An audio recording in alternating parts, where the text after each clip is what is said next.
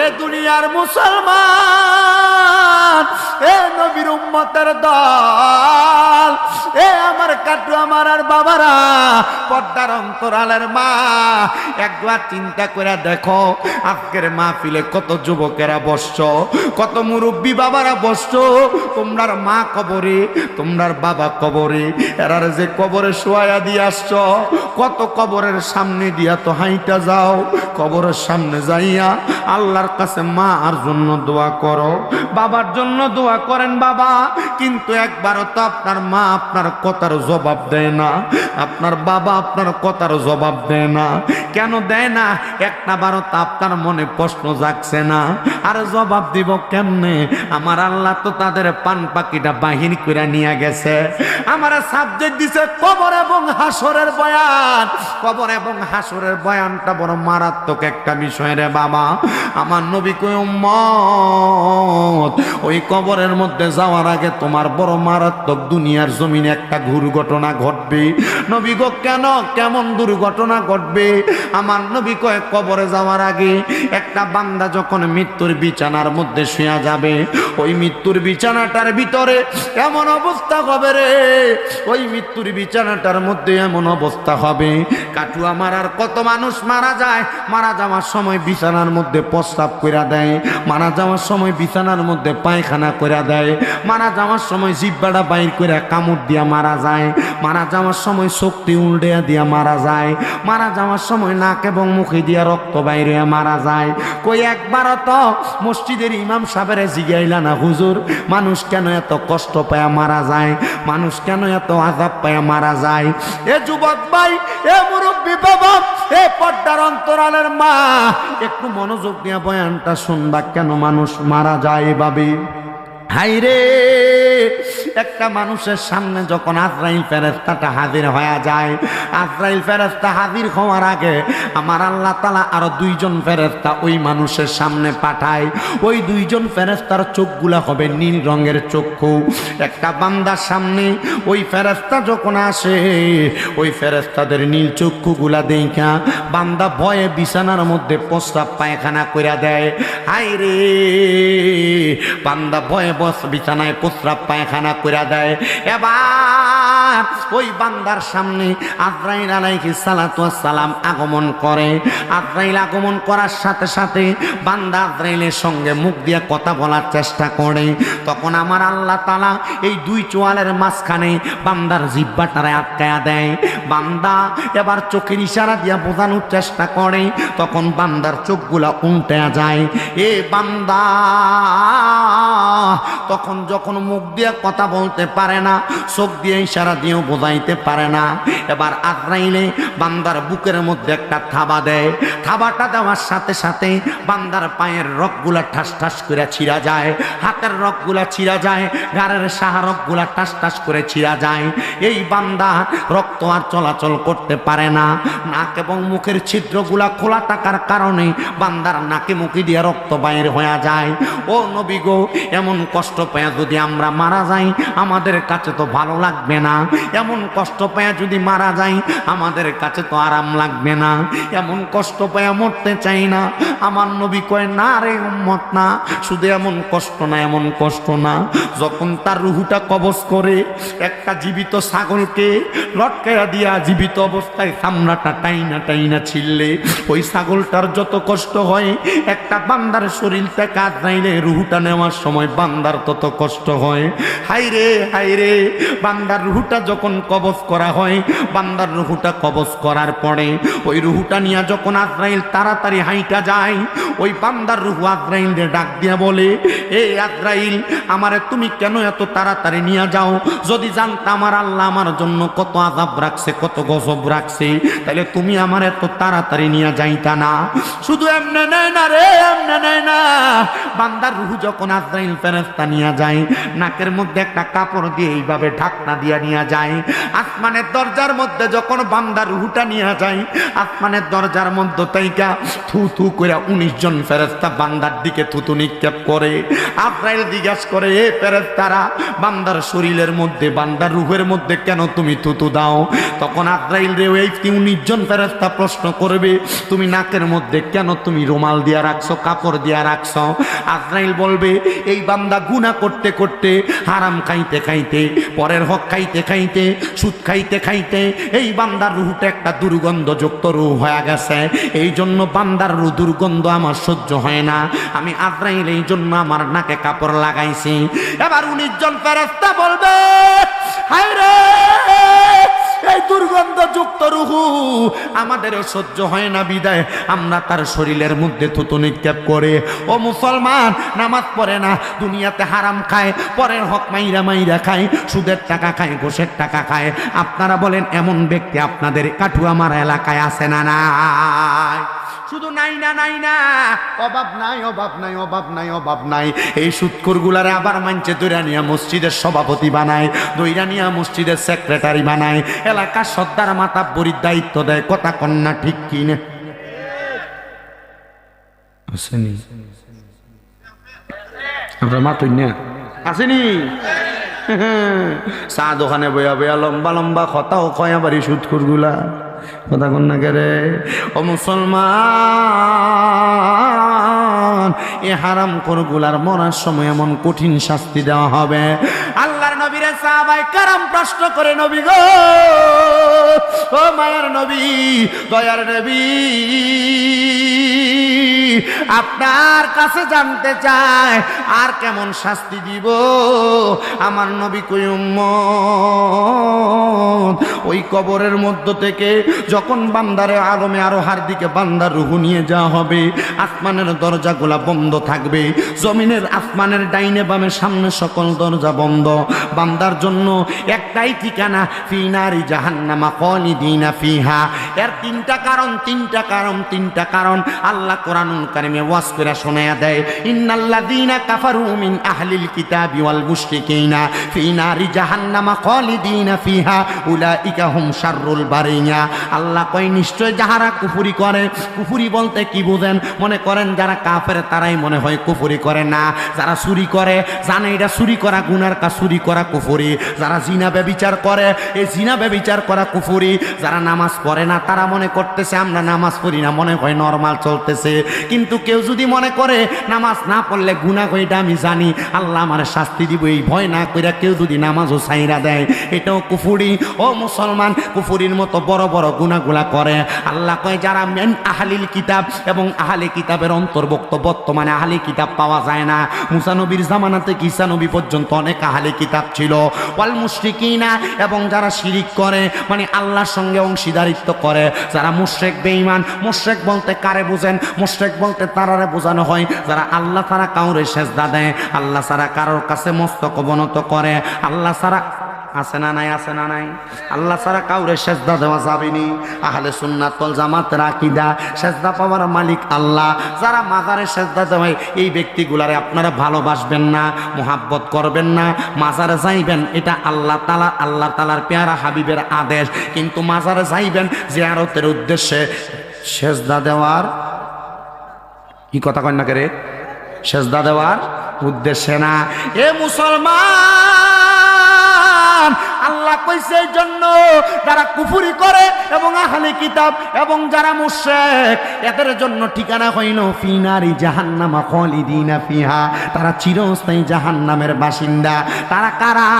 আমার নবী আল্লাহর কোরআন থেকে কয় উলাইকা হুম শাররুল বারিয়া। তারা হইল দুনিয়ার সবচাইতে নিকৃষ্ট মানুষ, তারা হইল দুনিয়ার সবচাইতে বাজে মানুষ, তারা হইল দুনিয়ার সবচাইতে বাদ মানুষ। এবার সাহাবায়ে কেরাম কান্দে, ও মায়ার নবী গো, ও দয়ার নবীজি, আপনার কাছে জানতে চাই, আপনি নবী বলেন না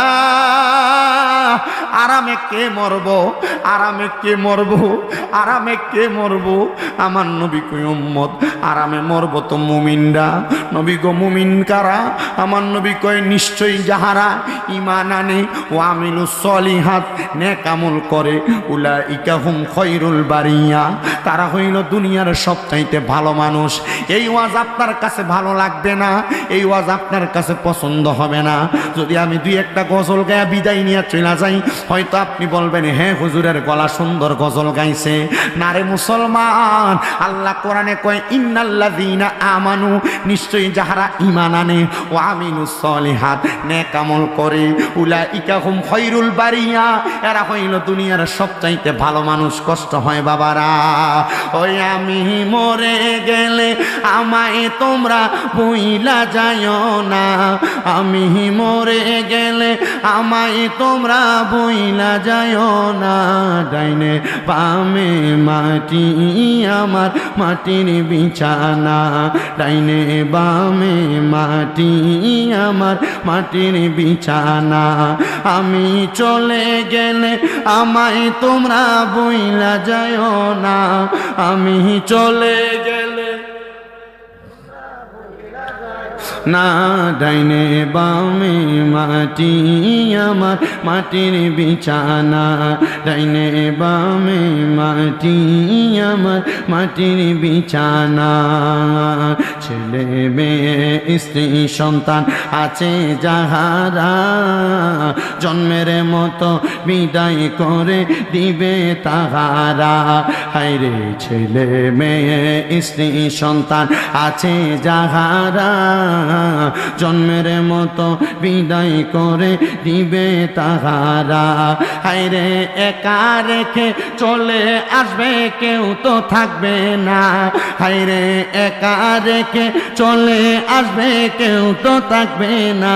ডাইনে বামে মাটি আমার মাটির বিছানা, আমি চলে গেলে আমায় তোমরা বইলা যাইও না, আমি চলে গেলে আমায় তোমরা বইলা যাইও না। ডাইনে বামে মাটি আমার মাটির বিছানা, ডাইনে বামে মাটি আমার মাটির বিছানা। এ আমার কাটু আমার আর বাবা, এ হবিগঞ্জের চুনারুঘাটের মানুষ, সুদূর কুমিল্লা তাই কাইসা আমি আপনাদেরকে বেঈমানের মরণের অবস্থা এবং ইমানদারের মরণের অবস্থার কথাটা বইলা দিয়া যাইতে চাই। বেঈমান কত কষ্ট পায়া মারা যাইব দেখছেননি, কিন্তু সাহাবাই কেরাম কান্দে, নবী গো মুমিনরা কেমনে মরব, এত কষ্ট পায়া মরব। আমার নবী কয় না না না, মুমিনরা এমন কষ্ট পায়া মরবে না। নবী গো কেন? কয় মুমিনের রূহ কবজ করার জন্য যখন আদ্রাইল আইব, আদ্রাইলে একটা না 7 দুগুণে কত? 7 দুগুণে, আপনারা কথা বলেন না, 7 দুগুণে কত হয়? 8। মুমিন বান্দার রূহ কবজ করার সময় 8 জন ফেরেশতা মুমিন বান্দার রূহু কবজ করার সময় 4 জায়গা থেকে বাধা দিব। আজরাইল শুধু মনে করতেছেন আপনার রূহু কেমনে কবজ করব। আজরাইল সর্বপ্রথম রূহু নেওয়ার জন্য থাবাটা দেয় বুকটার ভিতরে। কোথায়? বুকটার ভিতরে। আজরাইল আইসা যখন বুকটার ভিতরে থাবা দিব, এই বুকের ভিতর থেকে 2টা ফেরেশতা জবাব দিব, রে আজরাইল, বান্দার রূহু তো বুক দিয়ে বাহির করা যাবে না, কারণ বান্দার বুকের মধ্যে আল্লাহ এবং রাসূলের ভালোবাসা আছে। এ মুসলমান, আপনি যদি বলেন আপনার ভিতরে আল্লাহ এবং রাসূলের ভালোবাসা আছে, তাইলে কোনোদিন আপনি দুনিয়াতে বদ কাজ করবেন না, বাদ কাজ করবেন না। এবার এ নবীর উম্মতের দল, এবার আজরাইল যখন বুকের ভিতরে বাধাপ্রাপ্ত হইব, আজরাইল এবার মুমিন বান্দার মুখের ভিতরে আক্রমণ করব। কারণ বিওয়াজিকান নূর, মুমিন বান্দার সবচাইতে আকর্ষণীয় জায়গা বান্দার চেহারা। এই চেহারাটার ভিতরে এমন ভাবে থাবা দিব রুহু নেওয়ার জন্য, এই মুখের ভিতর থেকে কপালের মধ্য থেকে 2টা ফেরেশতা বাধা হয়ে দাঁড়িয়ে যাবে। আজরাইল, আমরা রুহু তো তুমি বুক দিয়া মুখ দিয়া বাহির করতে পারবা না। বলে কেন রে, কেন? বলে বান্দা 5 ওয়াক্ত নামাজে এই কপালটা মাটির সাথে লাগায়া সুবহান রাব্বিয়াল আলা বইলা বইলা আমার আল্লাহ তাআলার প্রশংসা করছি। এবার আজরাইল ফিরা যাবে। আজরাইল এবার বান্দার ডান দিক দিয়ে আক্রমণ করব। বান্দার ডান দিক দিয়া জবাব দিবে, হে আজরাইল, বান্দার ডান দিক দিয়া তো রুহু কবজ করা যাবে না। বলে কেন কেন? বলে বান্দার ডান দিক দিয়া রুহু কবজ করবা কেমনে? আমরা হইলাম বান্দার দান এবং সাদকা, এই জন্য তুমি ডান দিক দিয়া রুহু কবজ করতে পারবা না। এবার আজরাইলে বান্দার বাম দিক দিয়া আক্রমণ করব, বাম দিক থেকে জবাব দিবে, রে আজরাইল, বাম দিক দিয়ে তো রুহু কবজ করতে পারবা না। বলে কেন রে কেন? বলে বাম দিক দিয়ে হইলাম আমরা তার মা বাবার খেদমত। আজরাইল আমার আল্লাহর কাছে ফিরা যায়, আল্লাহ যতক্ষণ অনুমতি না দেয় আজরাইল ততক্ষণ ইমানদারের রুহু কবজ করে না। ও আল্লাহ, সাদরাতুল ইয়াকিন নামক একটা গাছ আছে, ওই গাছের মধ্যে আপনার আমার নামগুলা পাতায় পাতায় লেখা আছে। ওই গাছ থেকে যদি পাতাটা ছিঁড়া পইরা যায় আপনার মৌতের নিশানা জায়গা যায়। ও আল্লাহ, ইমামদারের মৌতের নিশানা জায়গা গেছে, রুহু তো এখনো কবজ করা যায় না। আল্লাহ বলবে, রে আজরাইল, বান্দা যারা মুমিন তারা তো মরার সময় কালেমা পড়া মারা যাবে, এখন তো মুমিন বান্দার রুহু কবজ করতে পারবা না। এবার আমার আল্লাহ তাআলা আজরাইল পাঠানোর আগে ওই মুমিন বান্দার কাছে দুইটা ফেরেশতা পাঠাইব, কিন্তু মুমিন বান্দার আগে বেঈমানের রুহু কবজ করার সময় বেঈমান বান্দার সামনে নীলচ কলা ফেরেশতা আইছে। মুমিনের সামনে যেই ফেরেশতা আসবে, দুলা যেমনে সাইজা বউ আনার জন্য বিয়া করতে যায়, মুমিন বান্দার সামনে দুইটা রহমতের ফেরেশতা এমন দুলহানের মতো সুন্দর করে আসবে। জোরে কি সুবহানাল্লাহ বলবেন না? আমার কুমিল্লা আলিয়া মাদ্রাসার মুহাদ্দিস আব্দুর রাজ্জাক হুজুর যখন এই হাদিস আমরারে পড়ায়, হুজুর কান্দে। একটা হাদিস 3 দিন একটানা পড়াইছে, কান্দে আর কয়, হায় রে আল্লাহ, আমার জানি এমন মুমিনের মরণ দান করবনি। হায় রে আল্লাহ, আমরা জানি এমন মুমিনের মরণ দান করবনি। যদি কষ্টের মরণ দেয়, আমার শরীর থেকে চামড়াটি টাইনা টাইনা খুললে যে কষ্ট, এমন কষ্ট পামু। হুজুর আমরারে কয়, বাবা, আল্লাহর কাছে শুধু দোয়া করবা, আল্লাহ যেন আমার ইমানের সাথে মরণ দান করে, আল্লাহ যেন ইমানের সাথে মরণ দান করে। হে কাটুয়া মারার বাবা, হে কাটুয়া মারার মা, কত দুনিয়াতে রং বেরঙ্গের জীবন কাটাইলা, কিন্তু ইমানের সাথে মরণ পাইবানি, এই কথাটা তো একটা বার তোমরা চিন্তা করলা না। এবার মুমিন বান্দার সামনে দুইটা ফেরেশতা মেশক আম্বরের আতর মুমিন বান্দার নাকের কাছে দিয়া দিব। ওই মেশক আম্বরের আতরের গান পাইয়া মুমিন বান্দা ঘুমায়া যাবে। আরেকটা বান্দা মাথার মধ্যে হাত, আরেকটা ফেরেশতা বান্দার মাথার মধ্যে হাত বুলিয়ে দিবে। মুমিন বান্দা চক্ষু খুলবে। আল্লাহ বলবে, রে আজরাইল, মুমিন বান্দা এখন চক্ষুটা খুলবে। মুমিন বান্দার জবান দিয়া কালিমা পড়বে। কালিমাটা যখন পড়বে, মুমিন বান্দার মুখ দিয়ে একটা বাতাস বের হবে। বাতাসের মাধ্যমে মুমিন বান্দার রুহুটা তুমি কবজ করে নিয়ে আসবা। হায় রে, আমি চিন্তা করলাম, বাতাস যখন বের হবে, মুমিন বান্দার রুহু যখন আজরাইল হাতে নিবে, মুমিন বান্দার রুহুটা যখন হাতে নিবে, আজরাইল কেমন ভাবে হাতে নিয়ে রুহুটা রাখবে। আমারে আমার হুজুর কইতেছে, আমরার দেশে এক জাতের মাছ আছে, যেই মাছটার নাম বাইং মাছ। আপনারা কিতা কইল ওটারে? হাতে ধরলে থাকে না, ছালি দিয়া ধরা লাগে, শক্ত করে ধরবার লাগা। হুজুর কয়, মুমিন বান্দার রুহু যখন হাতে নিব, রে আজরাইল আস্তে আস্তে যাইব। মুমিন বান্দার রুহু জবাব দিব, রে আজরাইল, এত আস্তে কেন যাও? তুমি যদি জানতা আমার আল্লাহ তাআলা আমার জন্য কত বড় নিয়ামত জান্নাত রাখছে, তুমি তো এত আস্তে যাইতা না, আরো তাড়াতাড়ি যাইতা। অনুরূপ ভাবে তাকে দেখেন, আগের বান্দা বেঈমানের রুহু যে নিছে, বেঈমানের রুহু নেওয়ার সময় বেঈমানের রুহুটা কইছিল, এত তাড়াতাড়ি যাইস না, যদি জানতে আমার লাগা কত কষ্ট, তাহলে তুই এত তাড়াতাড়ি যাইতি না। মুমিনের রুহু কয়, তাড়াতাড়ি যাও, আমার জন্য আল্লাহ তাআলা নিয়ামত রাখছে। জোরে কন্যা সুবহান। রুহু নিব বাতাসের মাধ্যমে, বাতাস, লা ইলাহা ইল্লাল্লাহু মুহাম্মাদুর রাসূলুল্লাহ, বাতাস বের হইছে না মুখ দিয়া, বাতাসের মাধ্যমে রুহু কবজ করে নিয়ে যাবে। টের পাবে না মুমিন বান্দা। রাসূল সাল্লাল্লাহু আলাইহি সাল্লামের হাদিসের প্রখ্যাত মুহাদ্দিস আব্দুল হক মুহাদ্দিস দেহলভী রাহমাতুল্লাহ আলাইহি, উনি বলতেছে, ছোট বাচ্চা কান্না করলে তার মা মাথায় হাত বুলিয়ে দিলে বাচ্চা যেমন ঘুমায়া যায়, মুমিন বান্দা এমন ঘুমায়া দেব, রুহু কোন দিক দিয়ে বের হয়েছে টেরই পাবে না। কষ্ট হইতেছে আপনারা? এমন মুমিনের মরণ চাননি আপনারা? কিদারে মাহফিল ওখান দিয়ে কথা বুঝ না, কষ্ট দিচ্ছে আপনারা, অসুবিধা হইব। আমি কিন্তু প্রচন্ড অসুস্থ। গতকালকে যেখানে মাহফিল করছি স্টেজ থেকে নামার পরে আমার পা গুলো একবারে ঠিক মানে হ্যাং হয়ে যায় না, কোনো কিছু আটকাইয়া ঠিক আমার পা হাত পা গুলো এভাবে বইতে আসছে, কাঁপতেছিলাম।